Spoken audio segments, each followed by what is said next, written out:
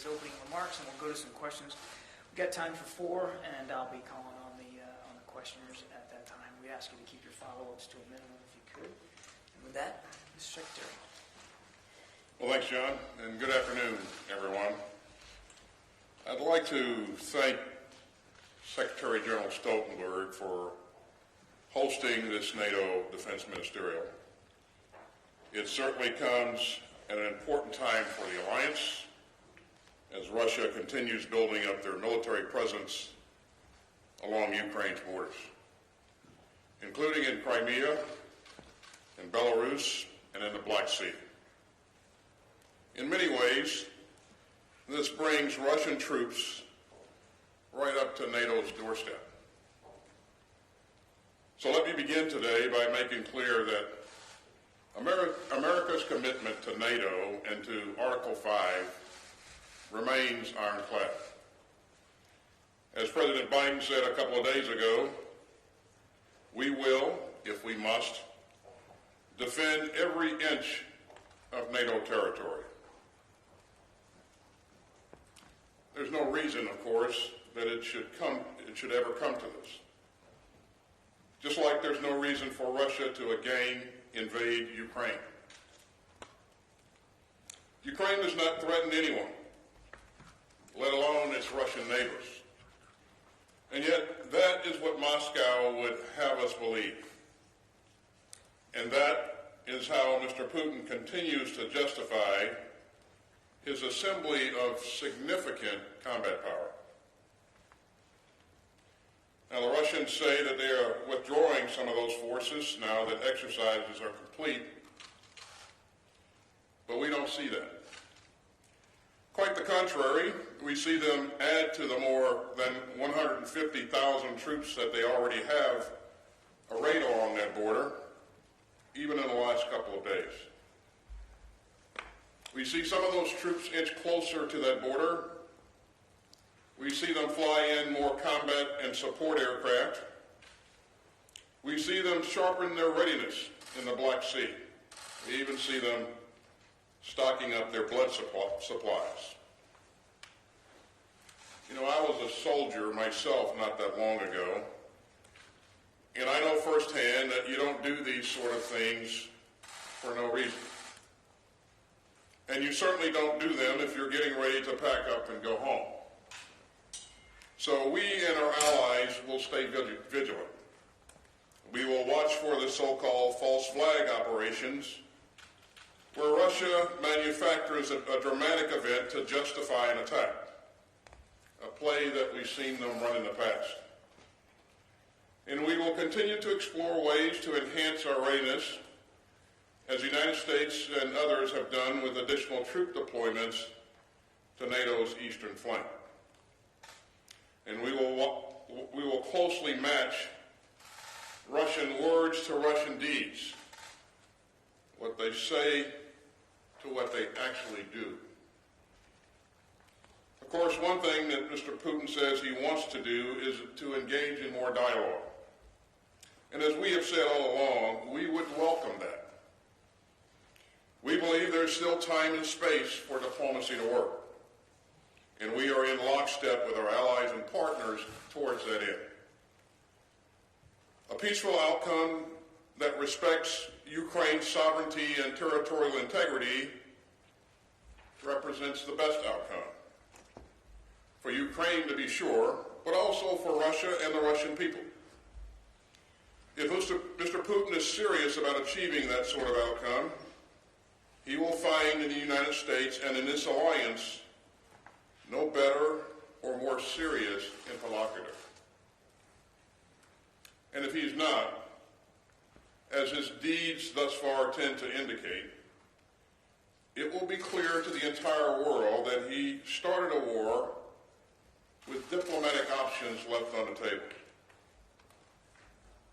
It will be Mr. Putin who will bear the responsibility for the suffering and the immense sacrifice that ensues.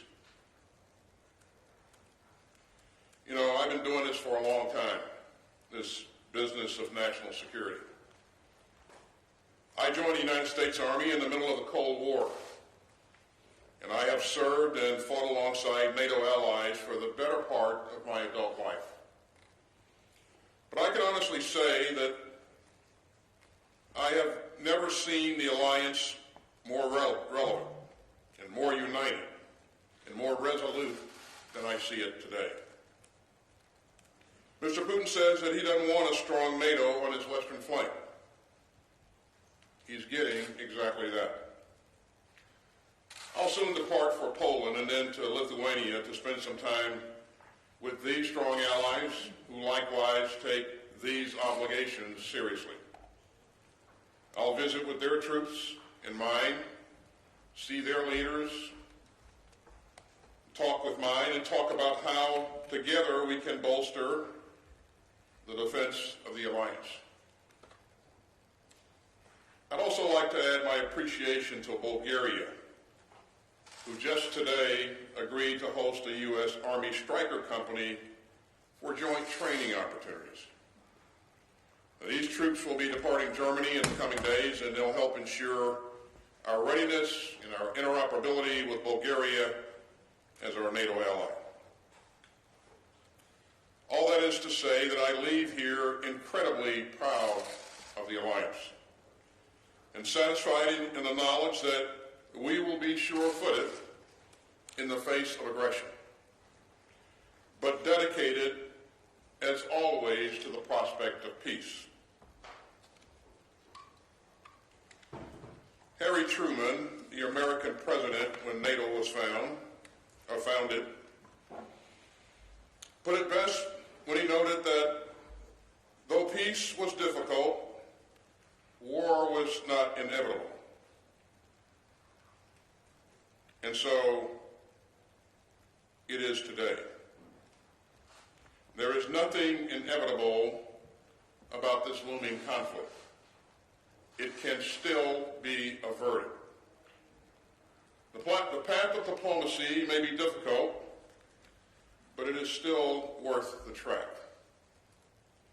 And NATO, as I said, remains sure-footed.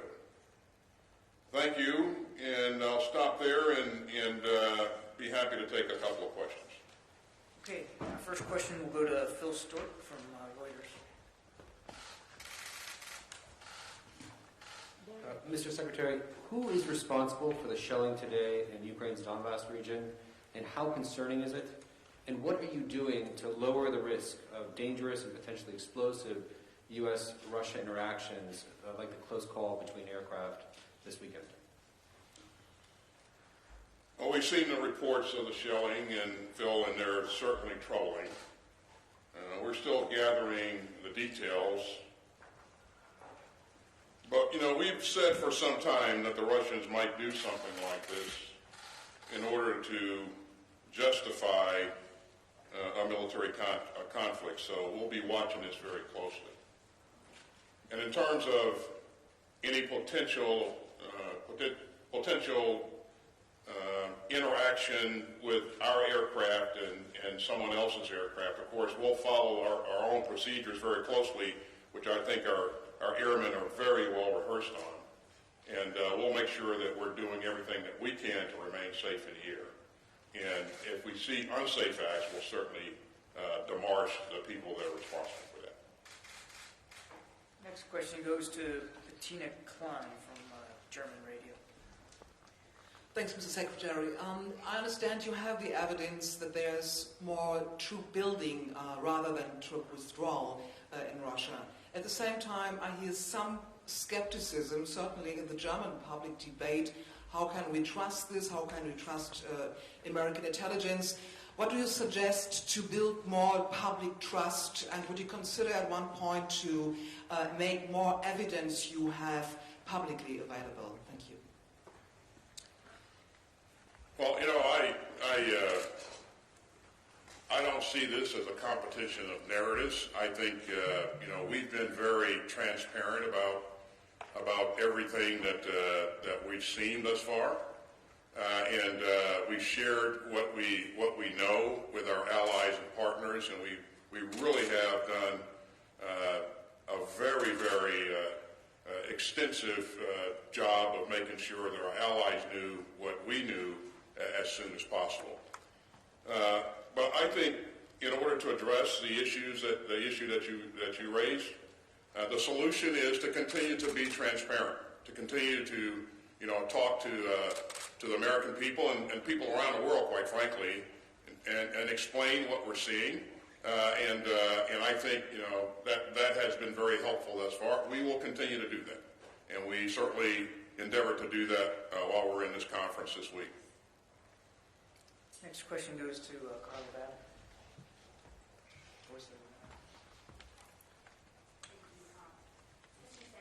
Thank you for doing this. Ukraine is calling this week's cyber attack the largest in the country's history. Can you confirm whether Russia was behind this attack? And President Biden last month said that if something short of an invasion happens, like if Russia continued to use cyber attacks, the U.S. could respond in a similar way with cyber. So has the U.S. responded to the latest attack, and if not, why not?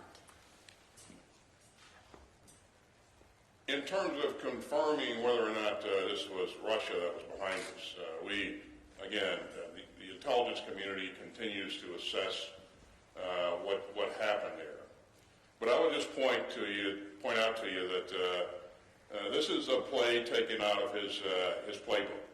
We would expect to see before any attack, we would expect to see cyber attacks, false flag activities, and a number of other things, increasing rhetoric in the information space, and we're beginning to see more and more of that.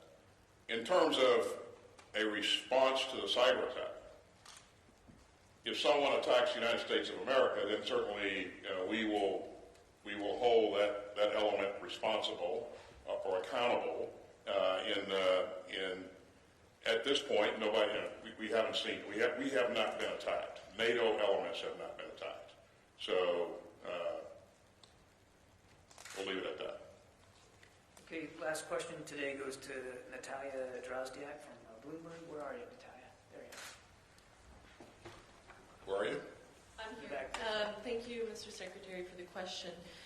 So some of these troops that we've seen Russia mass along Ukraine's border have come from very far parts of Russia's territory, including the Far East. So why do you think Russia feels comfortable enough to leave that border with China undefended? Does this represent a closer alliance between the two? Thank you. Well, certainly I can't speak to the strength of that alliance. What I can say, I'm not sure it infers anything at all. But we did note with alarm China's tacit approval of Putin's activities here in the region. So I'm not sure that we can make any kind of direct inference from what you just raised, but certainly those are things that we'll continue to watch going forward. But I think you raised a very, very interesting and important question. Thanks. Okay, thanks everybody. That concludes today's presser. Appreciate it very much.